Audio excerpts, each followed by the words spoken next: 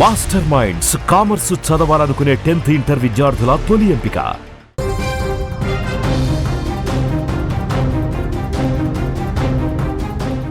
తప్పు చేస్తే శిక్ష పడాల్సిందే, కానీ ఆ శిక్ష చట్టం వేయాలా లేక జనం వేయాలా?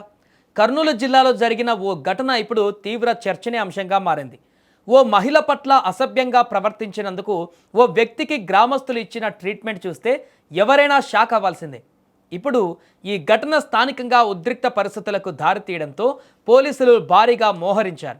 కర్నూలు జిల్లా ఆలూరు మండలం అరికెర గ్రామంలో బుధవారం నాడు ఒక్కసారిగా ఉద్రిక్త పరిస్థితులు నెలకొన్నాయి. గ్రామానికి చెందిన ఓ మహిళ తన పనుల్లో ఉండగా అదే ఊరికి చెందినటువంటి ఓ వ్యక్తి ఆమెతో అసభ్యంగా ప్రవర్తించాడు. అంతటితో ఆగకుండా ఆమె చేతిని పట్టుకొని లాగుతూ బలవంతం చేసే ప్రయత్నం చేశాడు.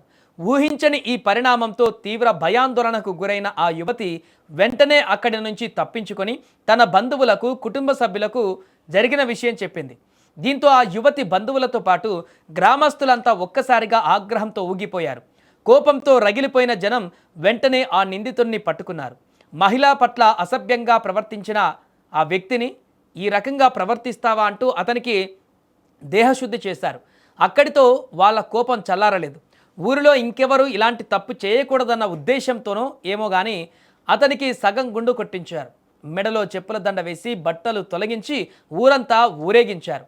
ప్రస్తుతం ఈ ఘటనతో అరికెర గ్రామంలో తీవ్ర ఉద్రిక్తత నెలకొంది. మహిళల పట్ల అసభ్యంగా ప్రవర్తించిన వారికి శిక్ష పడాల్సిందే అనడంలో ఎలాంటి సందేహం లేదు. కానీ ఎంత కోపం వచ్చినా ఇలా చట్టాన్ని చేతుల్లోకి తీసుకోవడం, కఠినంగా శిక్షించడం కరెక్టేనా? ఇలాంటి సందర్భాలలో పోలీసులను ఆశ్రయించి చట్టపరంగా శిక్ష పడేలా చేస్తేనే సమాజానికి సరైన సందేశం వెళుతుందని పలువురు మేధావులు సూచిస్తున్నారు.